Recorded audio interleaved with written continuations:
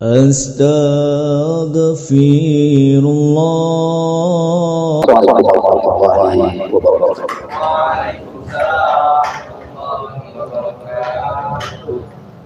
Alhamdulillah wassalatu wassalamu ala Rasulillah wa ala alihi wa sahbihi wa man wala la hawla wa la quwwata illa billahi. Alhamdulillah, di malam hari ini kembali kita bisa duduk di majelis yang insyaallah diberkahi ini. Tentu tidak lain dalam rangka untuk talabul ilmu. Dan orang yang talabul ilmi itu tidak ada ini. Karena Nabi sallallahu alaihi wasallam bersabda, "Ulaika qaumun la yashqa jalisuhum." Mereka adalah sebuah kaum yang tidak mungkin celaka kawan duduknya. Jadi kalau orang duduk di majelis ta'lim itu tidak mungkin celaka teman duduk yang di sampingnya. Walaupun temannya ngantuk, tidur, tapi tidak membahayakan kalau telah boleh itu.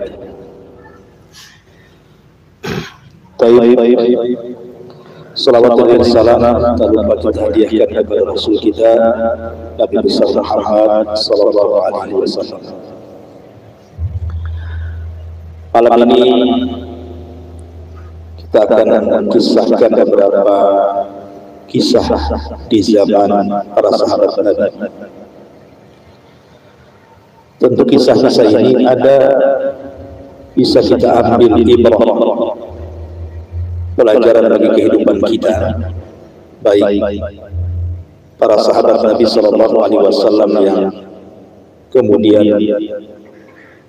diberikan ujian dari Allah, ataupun para sahabat Rasul yang semangat melaksanakan ibadah dan ketaatan kepada Allah Azza wa Jalla.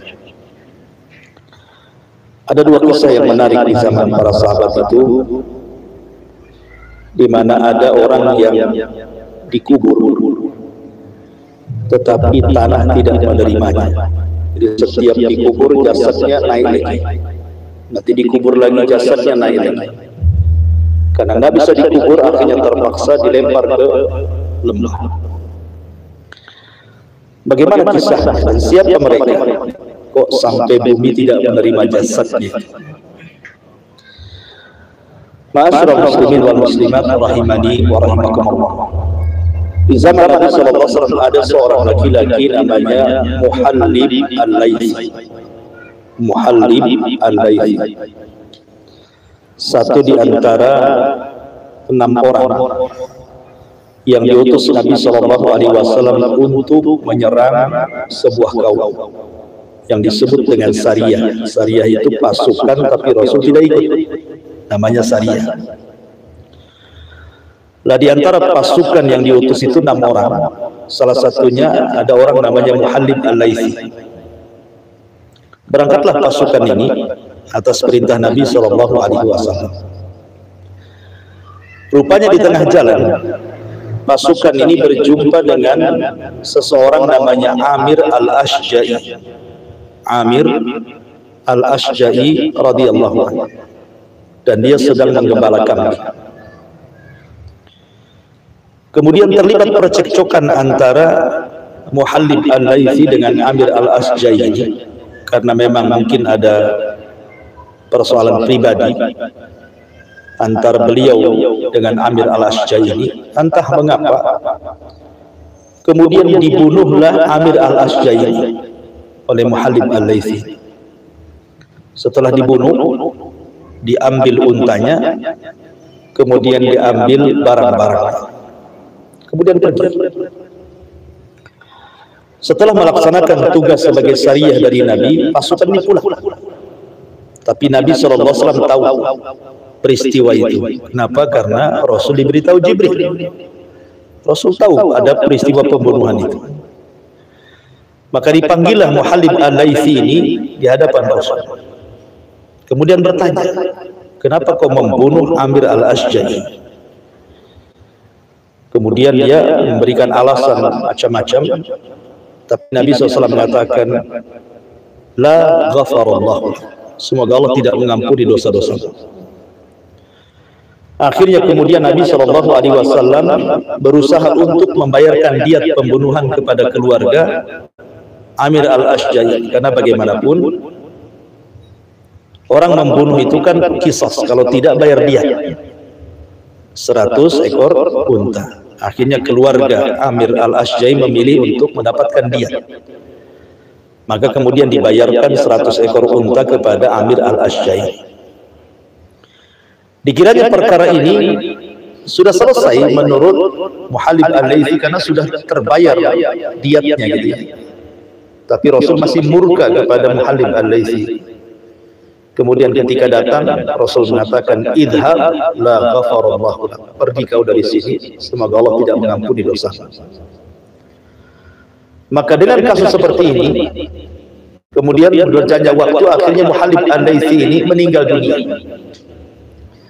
Ketika meninggal dunia, maka jasadnya dikubur. Tetapi keesokan harinya jasadnya sudah di atas tanah lagi. Kemudian dikubur lagi jasadnya di atas tanah lagi. Terus seperti itu. Akhirnya orang-orang pun ketakutan, akhirnya meletakkan jasadnya Muhallib al-Laythi di antara dua lembah, kemudian dilempari batu. Memang kisah ini ada versi yang dilemahkan para ulama, ada versi yang disahihkan oleh para ulama. Tetapi pendapat Al-Imam At-Tabari, seorang ahli tafsir, ya, beliau mengatakan bahwa Muhallib al-Laythi ini ketika dia dikubur, kemudian jasadnya tidak diterima oleh tanah. Sebenarnya orang yang dikubur yang jauh lebih jahat banyak dibandingkan Muhallib al-Laythi. Tapi kenapa jasadnya tidak naik ke tanah gitu? Allah hanya ingin perlihatkan bagaimana kehormatan seorang muslim. Bahwa darah seorang muslim itu berharga dalam Islam. Tidak boleh dibunuh sembarangan gitu. Makanya Allah ingin perlihatkan bagaimana berharganya darah seorang muslim, dan pembunuhnya Allah berikan azab di dunia seperti itu. Jadi bumi menolaknya. Ini satu kisah. Kisah yang kedua, ada seseorang dari Bani Najjar. Dia dulunya orang Nasrani, kemudian masuk Islam. Dan anehnya dia pernah mencatat menjadi sekretaris Nabi. Rasul pernah membacakan padanya surah Al-Baqarah dan surah Al-Imran. Jadi mencatat dua surat ini ketika turunnya dua surat panjang Al-Baqarah dan Al-Imran. Tapi entah mengapa orang ini tiba-tiba murtad lagi. Jadi dulunya Nasrani, masuk Islam, sempat menulis wahyu kepada Nabi SAW, tapi kemudian murtad lagi. Kemudian bergabung dengan orang-orang Nasrani lagi. Karena dia mantan penulis wahyu, tentu dihargai, dihormati oleh orang-orang Nasrani karena dia tahu rahasia Nabi. Kemudian dia pun mengaku bahwa dia tahu segalanya dan Muhammad itu tidak tahu kecuali apa yang ia tulis. Menuduh Nabi SAW tidak paham. Seolah-olah dia yang paling paham, padahal kita tahu bahwa Al-Quran itu ada di dada Nabi. Nabi itu tidak perlu ditulis, Quran itu sudah ada dalam dadanya. Tetapi kemudian orang Nasrani ini yang pura-pura masuk Islam kemudian balik ke Nasrani lagi, akhirnya Allah Subhanahu wa taala takdirkan meninggal dunia. Sama peristiwanya.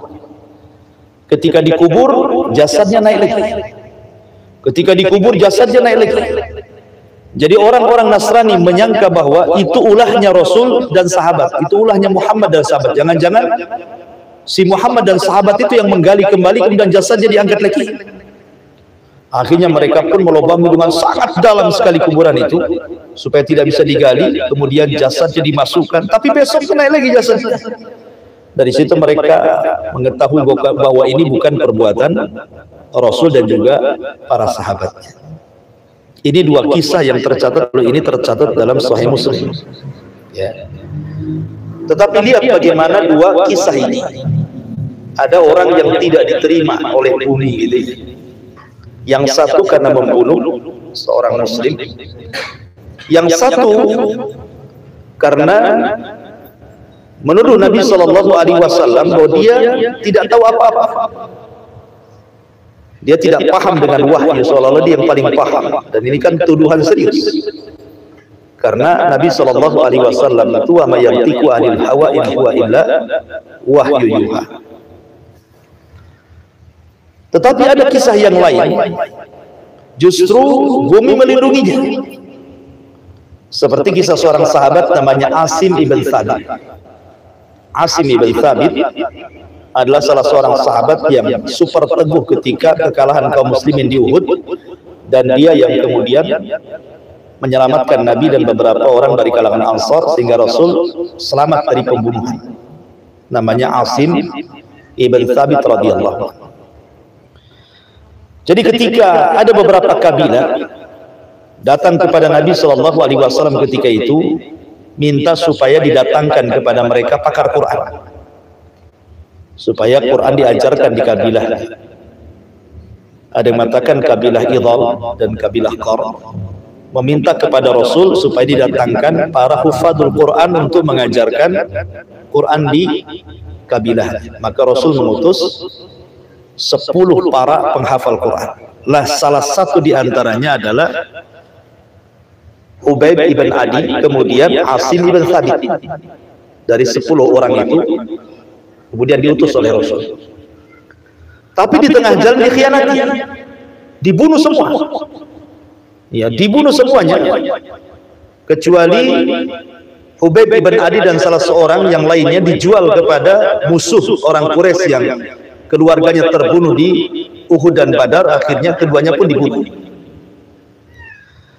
Lah kisah Asim ibn Thabit ini, Asim ibn Thabit ini pernah berdoa sebelum kematiannya, ya Allah, jangan kau sentuhkan jasadku kepada siapapun dari orang musyrik.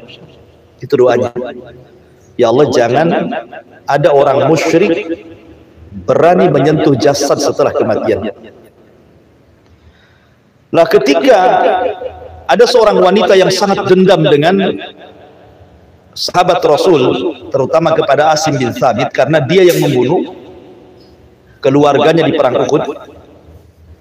Maka ketika tertangkap ini Asim bin Thabit ini, wanita jahat ini, wanita fasiqah ini, wanita musyrik ini, meminta agar jasadnya diberikan kepada dia. Dia akan hargai berapa jasad itu. Dia hendak memutilasi jasadnya Asim bin Thabit ini karena marahnya karena keluarganya mati di perang Uhud. Jadi dia minta kepada kabilah itu untuk diserahkan jasadnya Asim bin Thabit supaya dimutilasi.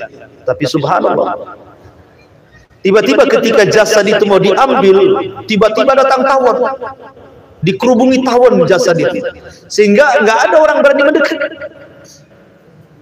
Jadi dibiarkan satu malam. Jadi orang-orang menyangka mungkin tawon itu nanti malam pun akan hilang, akan kembali ke sarangnya. Kita bisa ambil jasadnya malam-malam.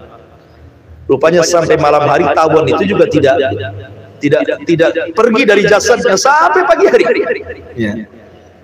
Ketika di pagi hari mereka sudah nyangka tawon itu sudah hilang dan hendak mengambil jasadnya, tiba-tiba Allah Subhanahu wa taala kirimkan banjir lumpur.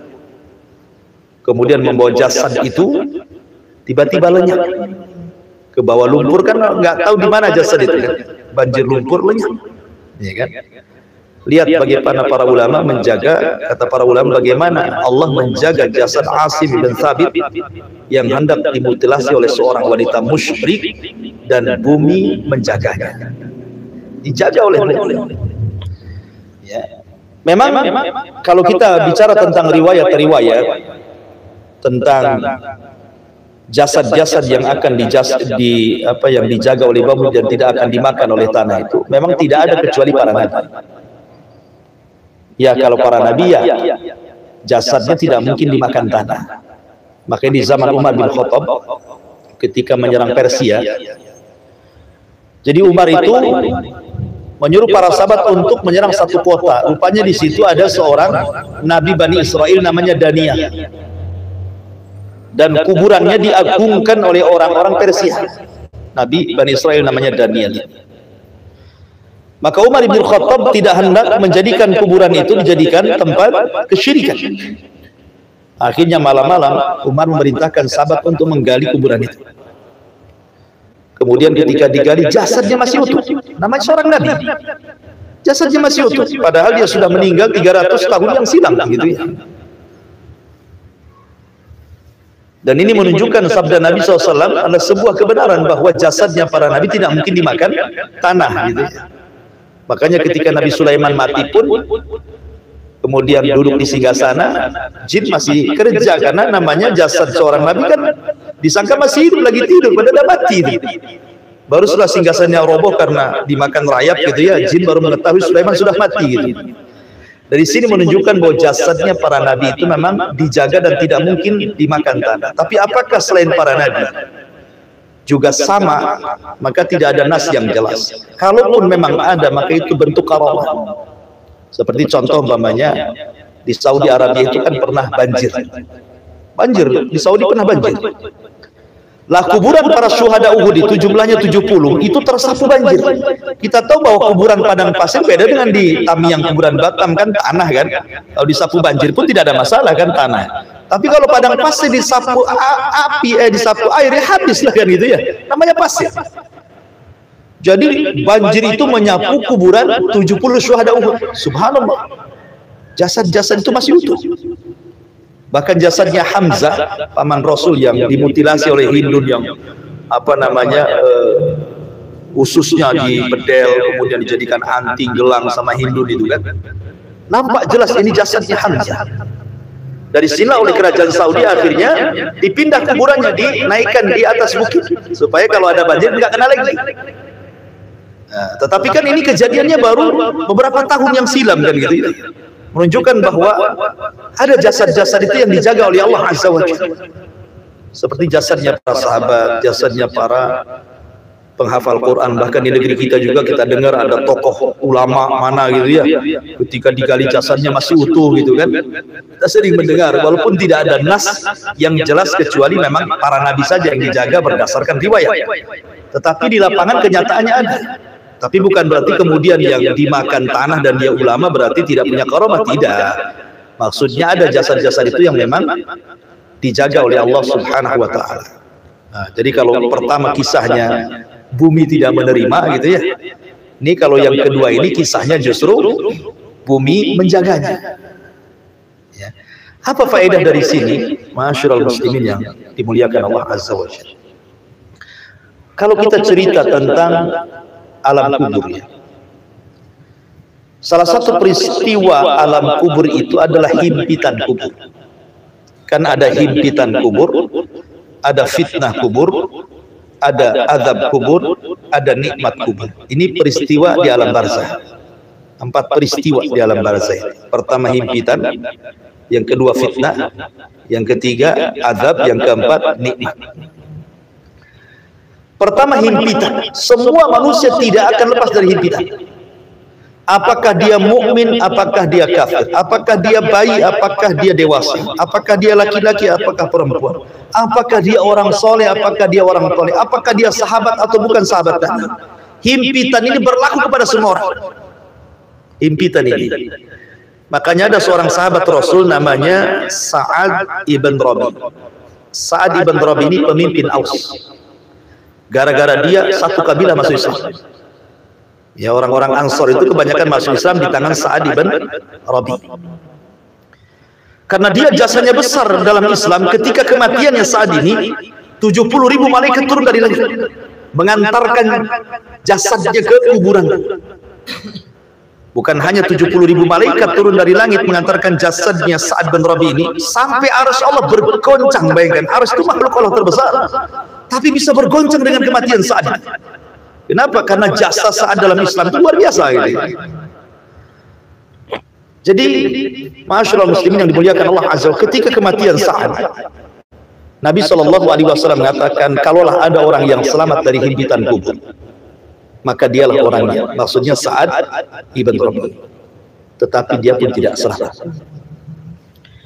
Kemudian ketika Nabi SAW melihat ada bayi yang sedang dikubur, bayi itu kan nggak punya dosa. Mana bayi punya dosa? Bayi itu fitrah terlahir. Tapi Rasul mengatakan kalau seandainya ada orang yang selamat dari himpitan kubur, tentu bayi ini yang akan selamat, karena nggak punya dosa bayi itu. Tapi dia pun tidak selamat. Jadi semua itu tidak akan selamat dari himpitan kubur. Jadi kalau kita masuk kuburan, kubur itu akan menyempit, kemudian akan menjepit kita. Walaupun sekarang kita lihat kalau kuburan itu kan dilebarkan tuh 1 meter, nanti kuburan itu akan menyempit sampai menghimpit kita. Tetapi ulama mengatakan ada perbedaan antara himpitan orang-orang yang beriman dengan himpitan orang-orang kafir. Adapun himpitan orang-orang yang beriman, maka layaknya seorang ibu yang sedang memeluk bayinya. Karena kita kan asalnya dari tanah, dan kita akan kembali ke tanah. Jadi seolah-olah tanah itu bagikan ibu bagi kita. Jadi kalau kita masuk tanah, maka ibu kita akan memeluk kita. Jadi himpitan itu tidak akan menyakiti kita. Ya. Tetapi kalau himpitan ini Allah berikan kepada orang kafir, orang munafik, orang fasik gitu ya, para pelaku dosa besar, maka himpitan ini akan memutuskan seluruh otot, tulang, sendi, sehingga dia akan menjerit karena kesakitan. Karena azab kubur itu, ingat, ruh dengan jasad kayak kita gini. Ya, jasad kita akan dimasukkan lagi ruhnya, kemudian kita sendiri dalam kubur tiba-tiba dihimpit, kemudian diretakkan tulangnya gitu, dan dia akan menjerit. Tidak ada yang tahu jeritan kecuali binatang. Itu pun binatang tertentu yang Allah perdengarkan jeritan orang-orang yang ada di kubur. Baru setelah himpitan kubur ini datang 2 malaikat, Mungkar dan Nakir, bertanya siapa Rabbmu, siapa nabimu, apa agamamu gitu ya.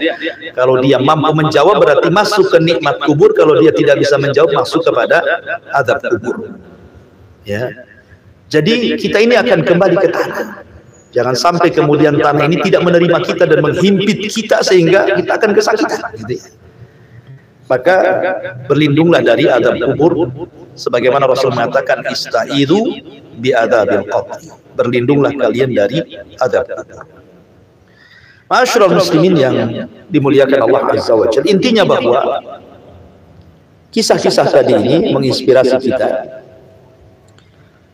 bahwa pertama dosa pembunuhan.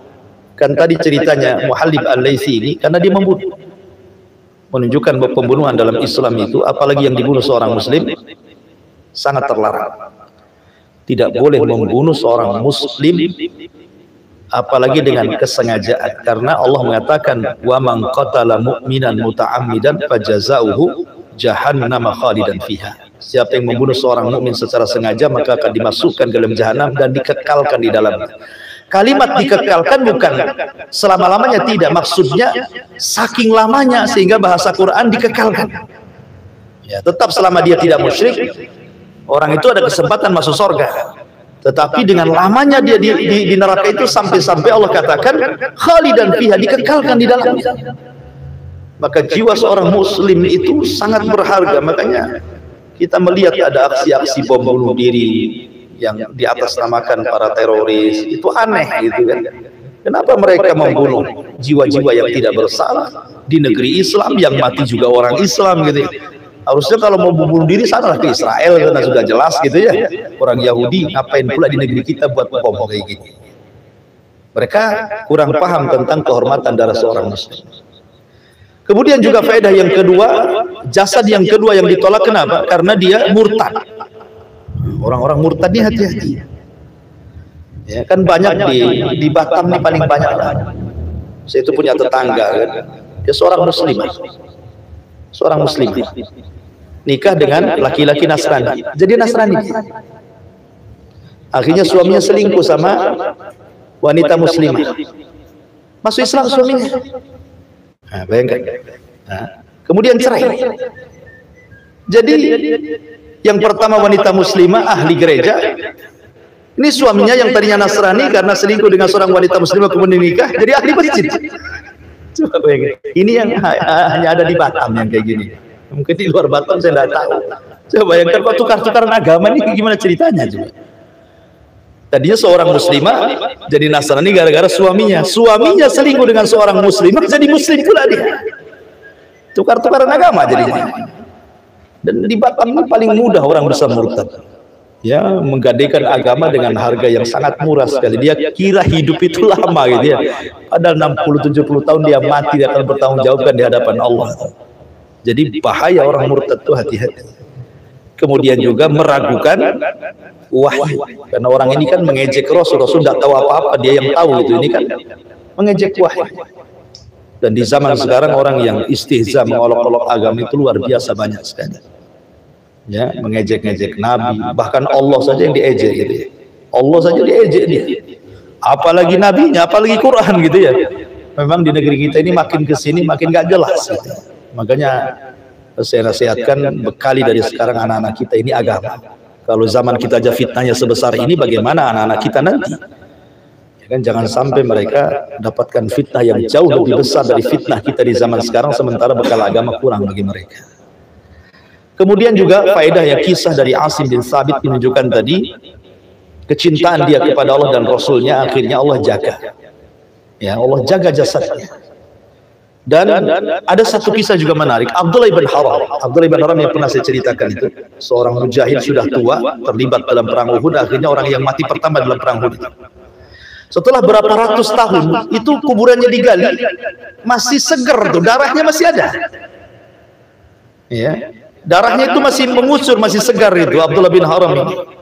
Dan ini membuktikan bahwa Allah menjaga darah-darah para syuhada. Karena buktinya Abdullah bin Haram ketika digali sudah ratusan tahun, rupanya masih jasadnya masih utuh dan darahnya pun masih segar. Jadi terkadang ada orang-orang yang dijaga oleh Allah Azza wa Jalla, ada juga orang-orang yang kemudian justru Allah memerintahkan bumi untuk menolaknya. Ini diantara kisah di zaman para sahabat, ya simpulkan saja sendiri, ambil pelajarannya sendiri, kita buka tanya jawab saja biar makin hilang ngantuknya. Ya, wallahu a'lam. Silakan. Ya.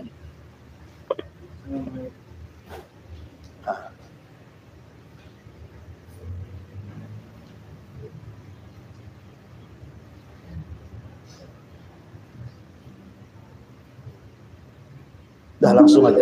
Bluetooth mode. Waalaikumsalam.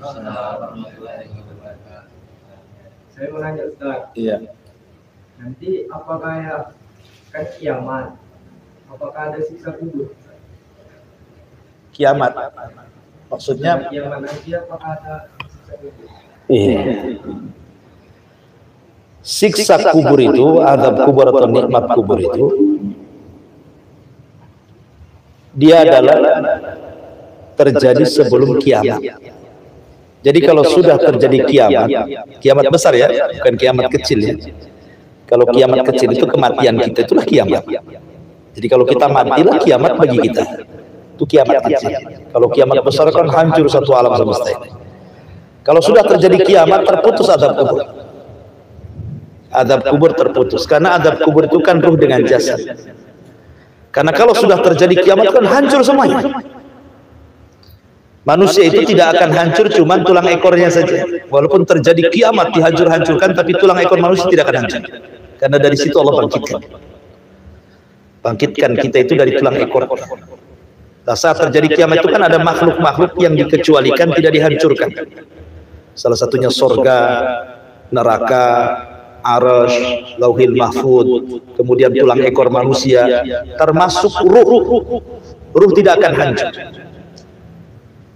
Di mana saat terjadi kiamat itu ruhnya orang-orang yang beriman diletakkan di Iliyin, tempat yang paling tinggi di sorga. Kemudian ruhnya orang-orang kafir diletakkan di Sijin, tempat yang paling dasar di neraka.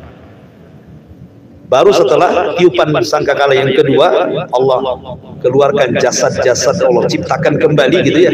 Sejak zaman Adam sampai yang terakhir mati, kemudian Allah kembalikan ruh. Jadi azab kubur sudah tidak ada lagi. Kalau sudah kiamat, selesailah azab kubur sampai di sini. Artinya sampai tiupan sangkakala pertama berhenti azab kubur. Karena azab kubur itu hanya ada di dunia, di alam barzah, tapi beda alam dengan alam kita. Tapi masih di dunia maksudnya. Kalau sudah terjadi kiamat kan sudah pergeseran alam namanya. Nanti masuk alam akhirat gitu ya.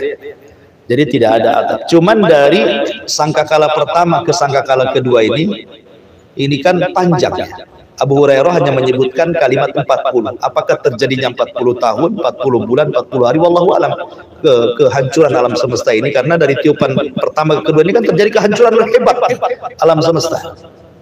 Baru setelah tiupan yang kedua baru kemudian Allah hamparkan bumi, disitulah Allah hidupkan kembali manusia untuk dihisab. Jadi adab kubur terputus ketika sangkakala pertama. Wallahu a'lam. Itu penjelasan ulama seperti itu. Iya.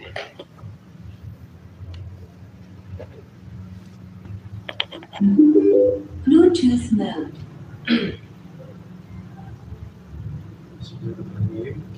Ustaz, karena mau tanya tentang jasad yang tidak diterima bumi tadi. Apakah Mustafa Kemal Atatürk, tokoh sekuler Turki, termasuk dari yang tidak terima bumi, Ustaz? Ya kenapa emang dia? Yang saya dengar jasadnya itu tidak bisa dikubur, Ustaz. Melainkan dikipas sekarang pakai batu. Saya pun belum pernah cara, hanya tahu ceritanya. Allah alam, saya baru dengar hari ini. Ya kalaupun memang karena sebuah kejahatan, kita tidak mentakyin orang kan itu ya. Tetapi kalau seandainya bumi menolaknya, pasti memang orang ini orang durhaka. Ya gitu aja intinya kan. Kalau memang bumi menolak dia, berarti orang durhaka. Harusnya bumi menerima dia. Ya, karena contoh-contoh di zaman Nabi tadi, ya orang-orang durhaka gitu. Yang satu murtad, yang satu membunuh seorang muslim kan. Kemudian di situ sebenarnya Allah ingin memperlihatkan ada orang lebih jahat dibandingkan dia. Tapi kenapa bumi tidak menolaknya? Tapi orang ini kok ditolak? Alasannya karena apa? Allah hanya ingin memperlihatkan bagaimana berharganya adalah seorang muslim itu saja. Maka Allah ingin perlihatkan, jangan sampai membunuh seorang muslim. Nanti seperti ini. Nah, dijadikan ibrah dan pelajaran gitu ya. Adapun kemudian tokoh-tokoh yang antum sebutkan tadi, apakah kemudian masuk? Wallahu a'lam. Ya, tapi kaidahnya siapapun yang bumi tidak menerimanya, pasti orang itu orang jahat. Ya. Wallahu a'lam.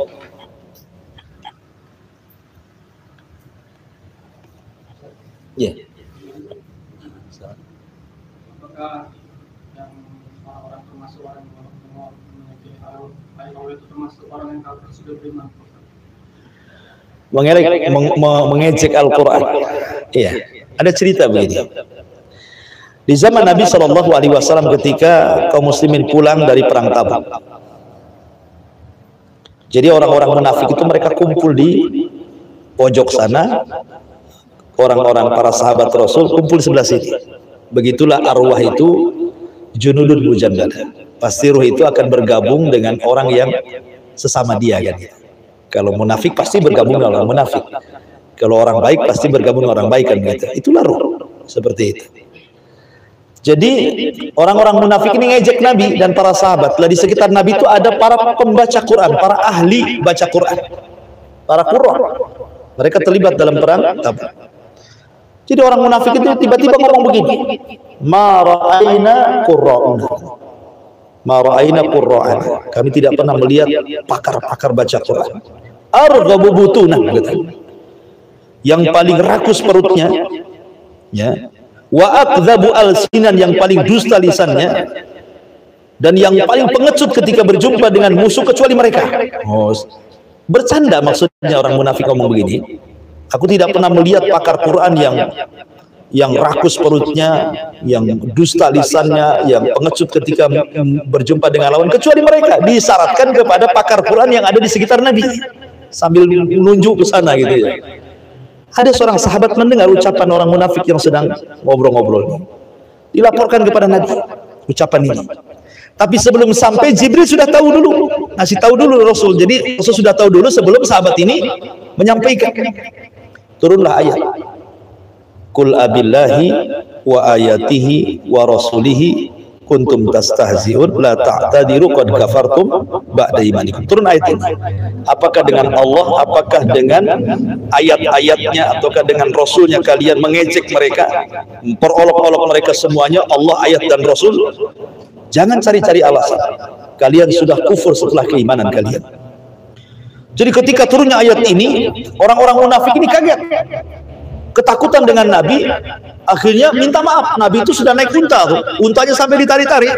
Kemudian mereka mengatakan, ya Rasulullah, innama kunna nakhudhu wa nal'ab. Rasul, kami tadi ngomong itu main-main saja Rasul. Kan perjalanan kita jauh dari Tabuk ke Madinah ini, kalau bercanda kan makin dekat, maksudnya begitu. Tapi kan bercandanya ini bukan bercanda namanya, ini kan ngolok-ngolok gitu kan. Makanya Rasulullah SAW tetap kemudian memacu untanya dan tidak peduli dengan munafik yang mengatakan, ya Rasul kami hanya main-main, bercanda-canda. Kata Rasul, kalian sudah kufur setelah keimanan kalian, tidak ada alasan, kalian sudah kufur. Terus Rasul ngomong begitu sambil jalan. Ya. Dari sini kata para ulama, bahayanya orang mengolok-olok agama. Bahaya, karena bisa kufur tanpa sadar itu. Apalagi yang diolok itu Allah, apalagi yang diolok itu Rasul, apalagi yang diolok itu Al-Quran. Belakangan ini kan rahme di medsos itu. Naudzubillah, ada orang yang meletakkan mushaf di kemaluan, naudzubillah. Ya kan? Kalau ini kan sudah penistaan namanya kan? Ya. Ada orang yang meragukan isi Al-Quran, ada yang menghina ayat-ayat Allah, ada yang menginjak gitu, ada yang sampai kemudian mencela Allah dicela, ya, dengan mengatakan Allah itu lemah katanya, perlu dibela. Persis seperti orang Yahudi mengatakan innallaha fakir wa nahnu aghnia, Allah itu fakir kami kaya, kan gitu orang Yahudi ngomong di Quran itu kan. Allah itu fakir kami kaya, seolah-olah apa? Allah itu miskin, Allah lemah kami yang kuat. Apa bedanya ucapan ini? Ya, jadi begitulah orang-orang itu mengolok-olok, padahal kita tidak boleh mengolok-olok Tuhan agama apapun, tidak boleh diolok. Nggak boleh kita mengolok Tuhannya Nasrani, Tuhannya Yahudi, Tuhannya Buddha, Tuhannya, nggak boleh. Kita dilarang mengolok-olok Tuhan, walaupun itu bukan Tuhan yang hak menurut keyakinan kita, tapi kita tidak boleh mengolok-olok Tuhan itu. Kenapa? Dikhawatirkan kalau kita olok-olok Tuhan mereka mengolok-olok Tuhan kita lebih jahat dibandingkan kita mengolok Tuhan mereka. Itu masalahnya. Ya, makanya Islam dilarang, tidak boleh menyentuh masalah Tuhanan, itu tidak boleh. Ya, kita katakan Yahudi sesat kafir, tapi jangan diolok-olok Tuhannya. Nanti mereka akan mengolok Tuhan kita lebih kecil lagi dan lebih dahsyat lagi. Ibaratnya begini, kita mencela orang tua orang lain, akhirnya orang itu mencela orang tua kita lebih parah. Itu sama dengan kita mencela orang tua, cuman lewat orang lain gitu ya. Maka Islam itu sampai seperti itu, ya, sampai berusaha jangan sampai kemudian senjata makan tuan gitu. Tapi memang di zaman sekarang seperti itu, luar biasa ya, Islam itu memang direndahkan. Ya kita harus sabar ya, kita harus bantah ya, kita bantah lewat medsos, lewat hujah gitu, nggak perlu pakai kekerasan gitu ya. Wallahu a'lam. Cukup. Alhamdulillah. Saya kira ini saja. Subhanallah bihamdika, asyhadu an la ilaha illa anta, astaghfiruka wa atubu ilaik. Allahu ta'ala. Assalamualaikum warahmatullahi wabarakatuh.